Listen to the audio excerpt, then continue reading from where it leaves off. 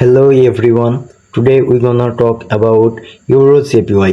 EuroJPY তে আমি মাত্র একটি ট্রেড নিলাম, শর্ট ট্রেড।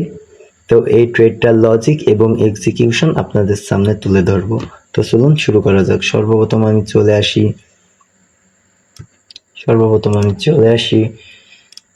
4 আওয়ার টাইম ফ্রেমে।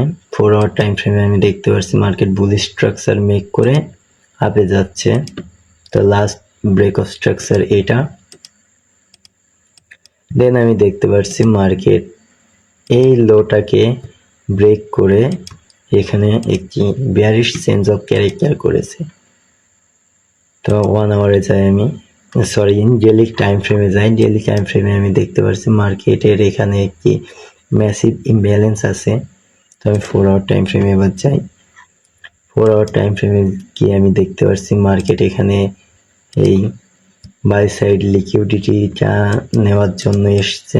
ইটস লিকুইডিটি এবং আমার প্রোটেক্টেড হাই হলো এটি। টেকনিক্যালি এটি আমার প্রোটেক্টেড হাই। তো এবার যদি আমি একটি প্যারালাল চ্যানেল ড্র করি,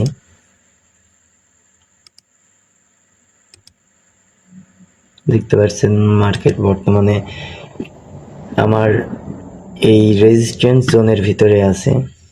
তো উইদাউট কনফার্মেশন আমি এখান থেকে একটি শর্ট পজিশন নিয়ে নিলাম,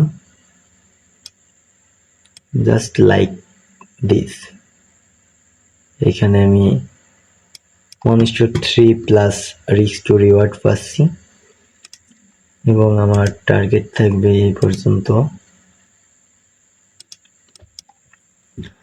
তো দেখা যাক কি হয়। আমি উইদাউট কনফার্মেশনে এন্ট্রিটা নিলাম। এখন যদি আপনাদের আমি কিছু লজিক দেখাই, তো first of all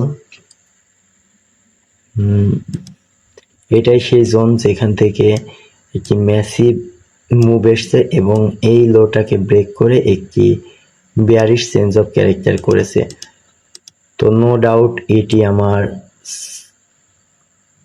supply zone এবং মার্কেট সাপ্লাই জোনে ট্যাপ করেছে। অ্যান্ড এখানে আমি দেখতে পাচ্ছি লিকুইডিটি আছে, এগুলো ইনডিউসমেন্ট হিসেবে কাউন্ট হয় এবং মার্কেট সাধারণত এই ইন্টারনাল লিকুইডিটিগুলোকে হান্ট করে দেন মার্কেট মুভ করে। আমি ভুলও হতে পারি, কারণ সবসময় সব ট্রেড যে আপনার প্রফিটে যাবে এমন কোনো বিষয় নাই। ইটস ট্রেডিং একটি প্রবাবিলিটির অথবা সম্ভাবনার বিষয়। এখানে সব কিছু সম্ভাবনা, এখানে 100% বলতে কিছু নাই। এখন আমি আপনাদের এগেন একটি লজিক দেখাই। এখানে আমরা দেখতে পাচ্ছি মার্কেট প্রিভিয়াস দিনের এই ডেইলি ক্যান্ডেল, এক একটা দিন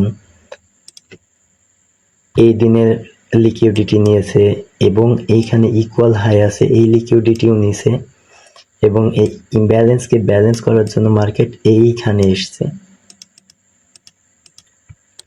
তো এখন আমি দেখতে পাচ্ছি অপোজিট সাইড লিকুইডিটি, এখানে সেল সাইড লিকুইডিটি, এই ক্যান্ডেলে লিকুইডিটি, এই ক্যান্ডেলে একটা ক্যান্ডেলেও লোকেও মার্কেট, অর্থাৎ এই ক্যান্ডেলের লোর লিকুইডিটি না নিয়ে মার্কেট আপে মুভ করছে এই লিকুইডিটি না নিয়েই।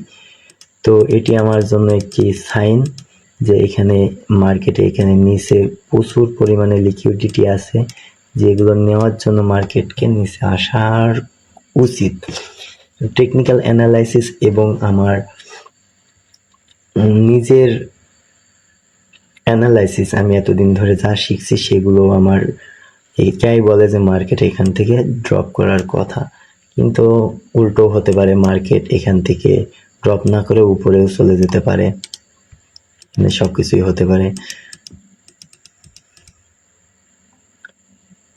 তো এই ছিল আমার আজকের ভিডিওতে। তো হ্যাঁ, এই ছিল আমার আজকের ভিডিও। দেখা হবে অন্য কোনো ভিডিওতে।